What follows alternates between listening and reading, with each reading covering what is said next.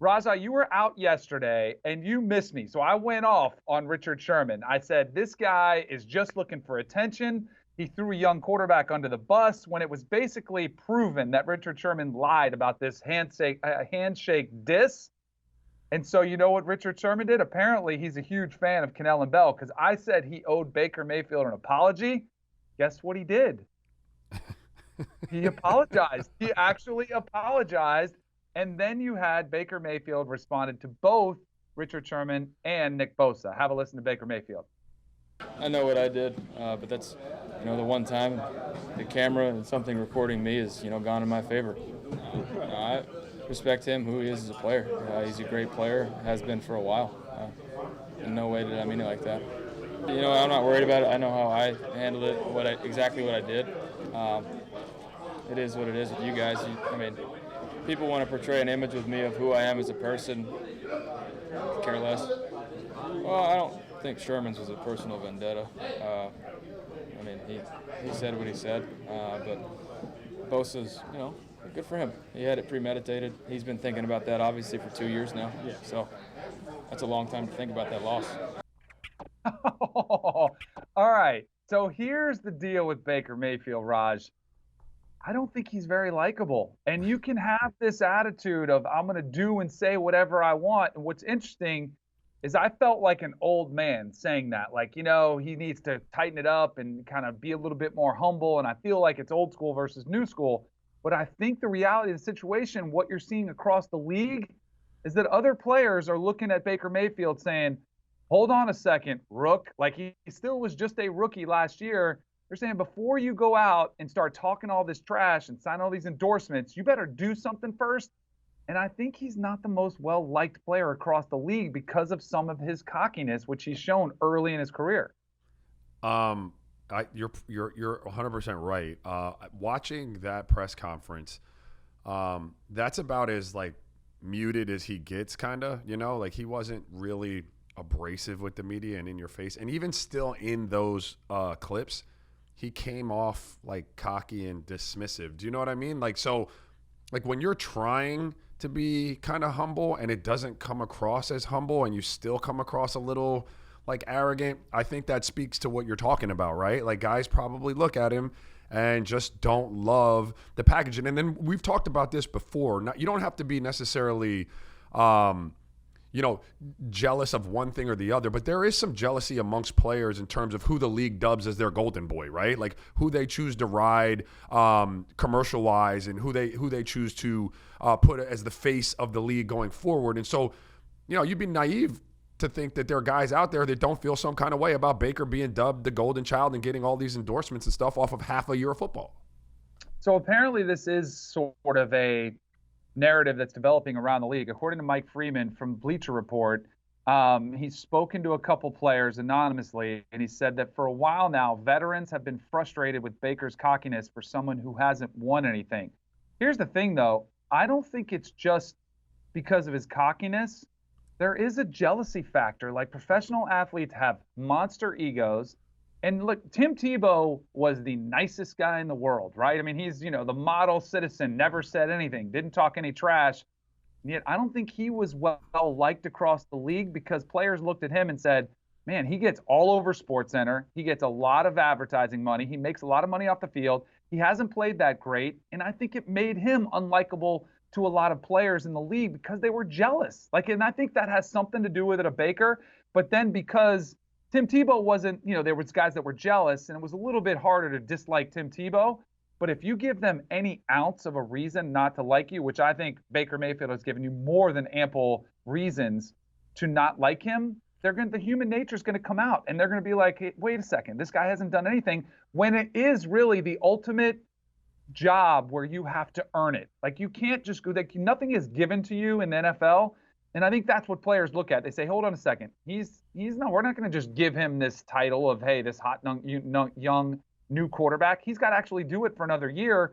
And now that his play is suffering, I think players are kind of reveling in that. And Richard Sherman and Nick Bosa are just kind of the latest ones to do it.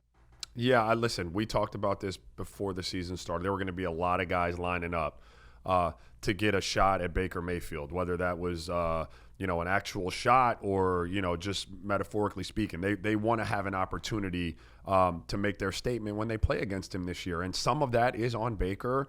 And to your point, and the one I made before, some of it is jealousy. Guys have fought and scrapped and clawed for an entire career to get to a point where you may have an opportunity to be the face of a league going forward. And you feel in some instances that you've earned that. I know when I was a player, Danny, I was jealous of players, not superstars, because I never considered myself a star or a superstar. I was a journeyman player, but there were guys, and I'd look at my numbers versus their numbers and what I had accomplished versus what they had accomplished, and they for whatever reason they get paid this and I get paid that. Like, you could be happy and grateful for your career and still look at someone else and think, hey man, I'm better than that, and that's just what it is, man. And you see it playing out again with Baker, and it doesn't help that his team has come out and not performed, and he hasn't been great himself, and that just adds fuel to the fire. It absolutely does. If it comes out there. So I think the thing that's more glaring about this piece that Mike Freeman wrote, because to me it was no surprise that guys are jealous of him and they're going to take their shots and they don't like him being cocky.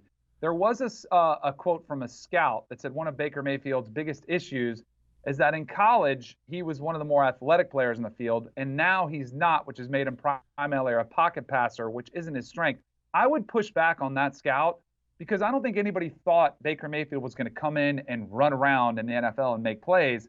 I think he actually is a really exceptional, accurate passer from the pocket.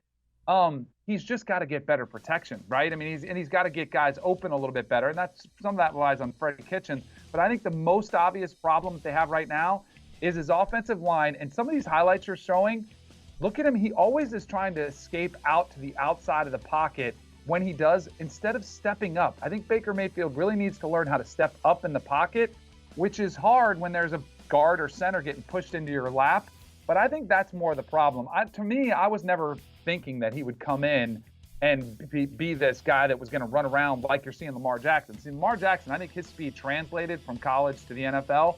Baker's doesn't, but I don't think that means he's going to be a bust or he can't be good. He just has to get better protection up front. Yeah. First of all, Baker Mayfield wasn't the most athletic player on any college football field either. Let's be like that's a ridiculous statement. Secondly, only because I'm dealing with the son right now, and I hate to draw like a comparison, but he, obviously, he plays quarterback, and he does not have a great offensive line, and so I can now identify when a quarterback gets spooked, right? Like, so my son is used to dropping back, hitting his back foot, looking for a split second, and knowing that somebody's coming after him. So he's got to figure out, how to ad-lib now, right?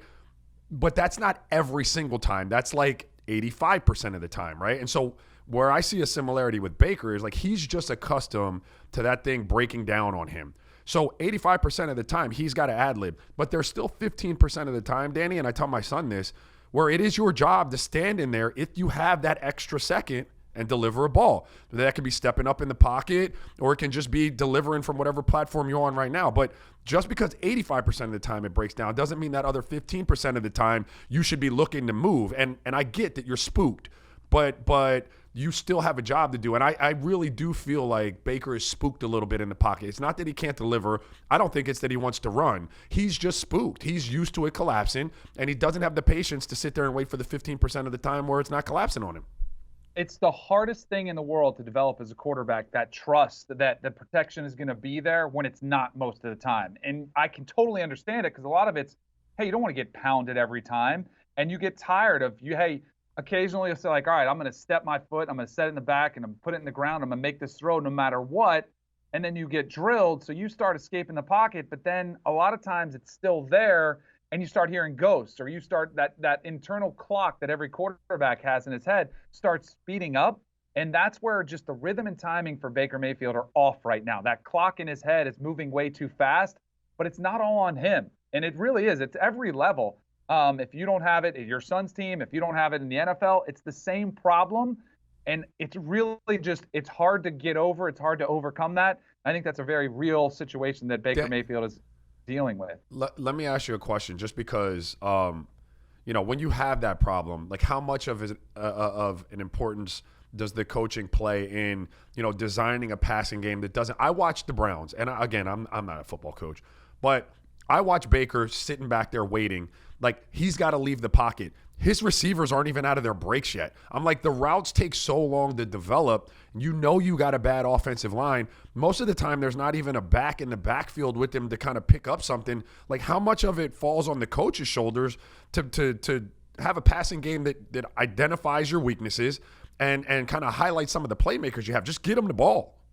A lot. And that's where I think Freddie Kitchens is getting exposed a little bit, his inability to make those adjustments to help Baker Mayfield. You can slide protections toward a team's best pass rusher. You can keep a tight end in and help him chip and help that tackle that he's next to. The running backs, before they go out in their routes, they can chip. So basically, they'll get an elbow, and as that defensive end is coming up the field, as the running back is going out on his route, he'll give him a little shove just to throw him off, just a split second. We're talking about split seconds here. But if you don't make those slight adjustments, it's going to get worse and worse. And that's where I'm surprised it's taken this long for Freddie Kitchens to notice that. And I don't think it's going to get any easier anytime soon. So there's going to be a lot of pressure on this team, and they'll have to make those adjustments, or else it's going to be a really, really long year for the Browns.